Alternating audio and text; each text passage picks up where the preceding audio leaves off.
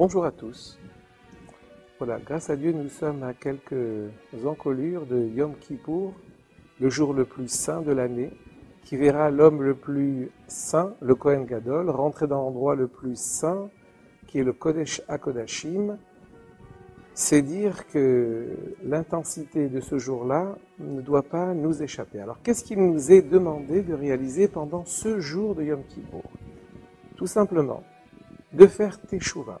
Alors, bien que ce jour exerce une kapara, une expiation de tous nos fautes, on dit que Ritzu Moshel Yom Mechaper, l'essence même de ce jour-là apporte une expiation, et donc il nous suffit de respecter les interdits de ce jour pour que, passant dans les 26 heures, les 24 heures ou les 26 heures de jeûne, nous puissions trouver une kapara. Mais il nous faut faire Teshuvah.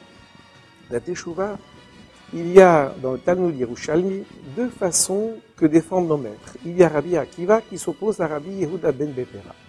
Que nous dit Rabbi Yehuda ben Betera? Qu'il faut faire un al-het, c'est-à-dire exprimer nos fautes le plus largement possible, et même si ce faisant, eh bien, autour de nous, on pourrait entendre tout ce que nous aurions fait et que peut-être notre crédit serait entamé. Mais quand même, Rabbi Yehuda ben Betera dit que ce jour-là, il faut aller au bout de la démarche de Teshuvah et du fait de reconnaître nos fautes. Et bien sûr que tout cela nous donne un sentiment de honte, un sentiment de crainte. Bien. Rabbi Akiva dit, par contre, il n'est pas nécessaire d'aller au bout de la reconnaissance parce que précisément les gens nous entendant parler pourraient penser que nous aurions fait des fautes encore plus graves que celles que nous avons. Donc il suffit de rester dans un cadre strict du al-het, de réciter des paroles de respecter. Donc pour Rabbi Akiva, il s'agira de faire un het, d'exprimer la reconnaissance de nos fautes d'une façon plus classique, sans aller au-delà. Alors à quoi tiennent leurs différences? Eh bien c'est que Rabbi Yehuda ben Betera voit que le jour de Yom Kippour, il faut mettre tous les moyens en œuvre pour ressentir cette Teshuvah. Il voit les choses au présent. Rabbi Akiva voit les choses sur un futur un peu plus lointain. Il se dit de toute façon, notre démarche est induite par un sentiment d'amour vers Dieu. Et on y arrivera. Ça n'est pas la peine de mettre tout notre poids dans la bataille, si l'on peut dire. C'est comme ça que Rabbi Akiva voit une issue positive à toutes les choses. Et on sait que Rabbi Akiva, par exemple, lorsqu'il aura vu qu'un renard sortait des ruines du Kodesh HaKodashim alors que ses amis pleuraient, lui riait.